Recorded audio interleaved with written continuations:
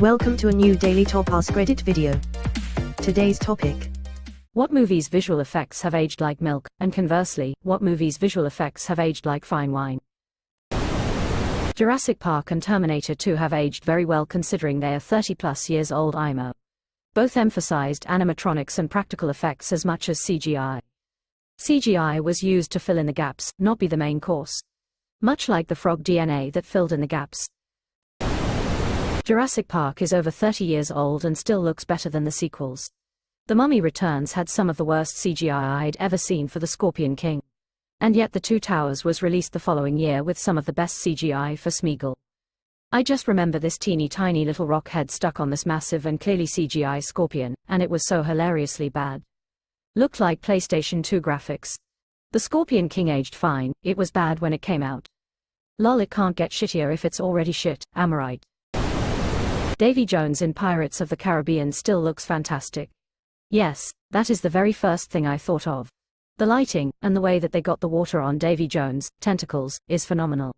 When I think of visual effects that still looks fantastic many years later, I think of Jurassic Park, OG, LOTR, and Pirates of the Caribbean, Dead Man's Chest.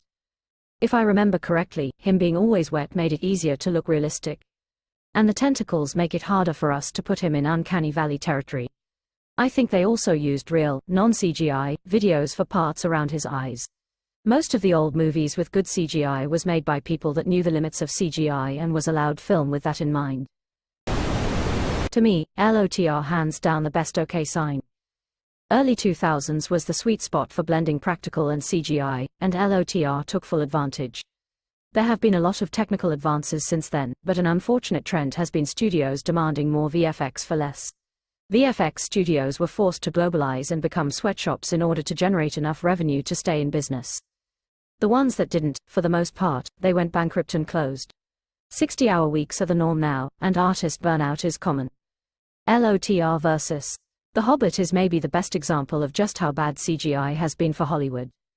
Same director, same IP, but one is one of the best movie series ever made and the other is absolute dog shit. I feel a lot has to be said about the insane production schedule that the studios insisted for The Hobbit, and Sir Peter Jackson didn't have the time to do the 18 months of principal filming and years of model building and authentic medieval armor and arms fabrication as was done for LOTR. One article described The Hobbit production as laying down tracks as the train was coming. Quote, I wouldn't call it the same director. Lord of the Rings was a passion project. Something he fought to do. Something he loved. He said from the start that he didn't want to do The Hobbit. From my understanding, he only agreed because the studio was auditioning other directors and he didn't want it to tarnish LOTR. He also wasn't the one who made it a trilogy. More studio interference and a lack of passion make for a big difference. The Wizard of Oz actually set standards used even today in special effects, especially doing things backwards and then rewinding the film. Car crashes and other accidents, weather events, etc. especially still use that method today, and that was pioneered by The Wizard of Oz. They used real fire for the scenes with the Wicked Witch of the West, and actress Margaret Hamilton actually got a bad burn on her face. They just covered it up with more green makeup. She was asked if she could have sued, and she said if she had sued she never would have worked in Hollywood again. It's even worse than that. Buddy Epson, later of Beverly Hillbillies fame, was supposed to be the original Tin Man, but the makeup gave him a severe reaction, burned his skin and lungs, and hospitalized him for a while. His role had to be recast. He actually went a while without significant Hollywood offers too because of this incident, until almost 25 years later when he finally landed the role of Jed Clampett. My favorite part of this story is that one of, if not her first day back on set, they tried to have her do another scene involving pyrotechnics. She outright refused, and a stunt double was brought in. As luck would have it, you guessed it, something once again went horribly wrong and the stunt double was badly burned. The tornado still blows my mind. So well done, especially considering it's nothing more than chicken wire and a stocking. Not a movie, but damn, some of Battlestar Galactica's space flying and battle scenes from 20 years ago still hold up. Oh, you mean the new one? Ages visibly, that's what I thought. Oh, 20 years ago. Like the 80s, I remember watching, 20 years ago, the Sci-Fi Channel remake. Oh no. Who Framed Roger Rabbit has aged great. It really has. The animation and live action blend together so well. I rewatched it recently and I think I was more impressed watching it now than I was first time around. Aged like milk, the Twilight Baby. That milk was bad right out the gate. I don't know how they decided, yeah, this is good enough for audiences. They used a really cute baby to film some scenes and then got rid of her. Why not just use the baby, come on. The thing still looks amazing.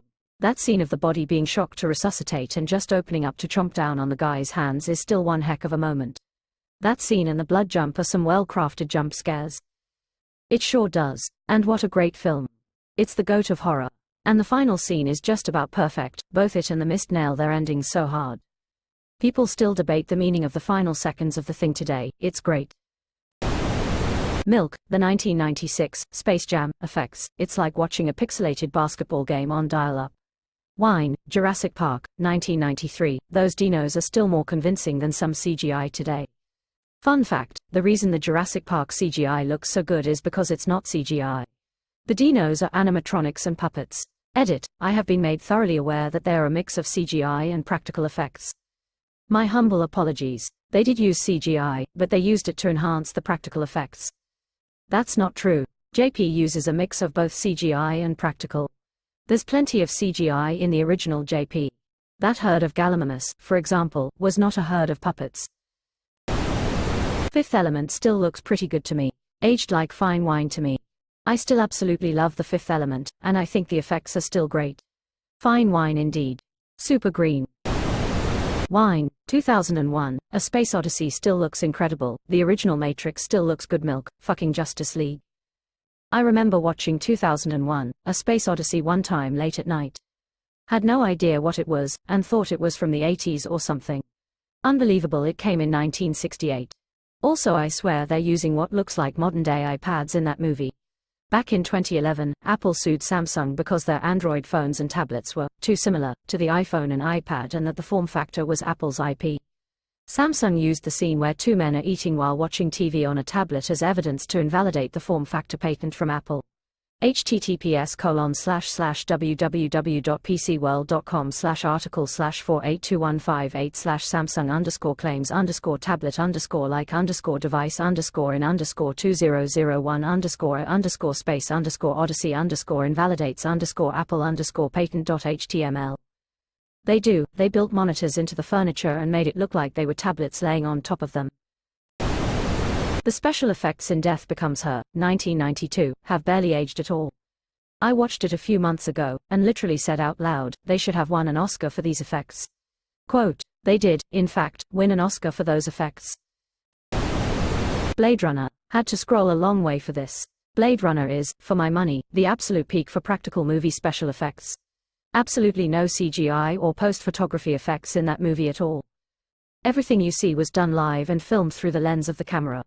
Practical effects, multi-exposures and downright black magic trickery made that movie possible. I keep saying that Blade Runner is the only film I know where you could take a screenshot at any time, frame it and hang it on a wall. The visuals are superb. The original Alien from 1979 still looks amazing. Star Wars also, from the same era. Even earlier, 2001, A Space Odyssey, still holds up. There is just something about practical effects. The original Tron looks like a cartoon now. Star Wars and The Empire Strikes Back are 99% wine and 1% milk. All the special effects were amazing for the time, and most of them still are, but there's a couple that really look a little too obvious on rewatching. Like the Tauntauns running across the snow, with the very obvious manual cutout where it's pasted over the snowy background and the pretty jerky stop-motion movement.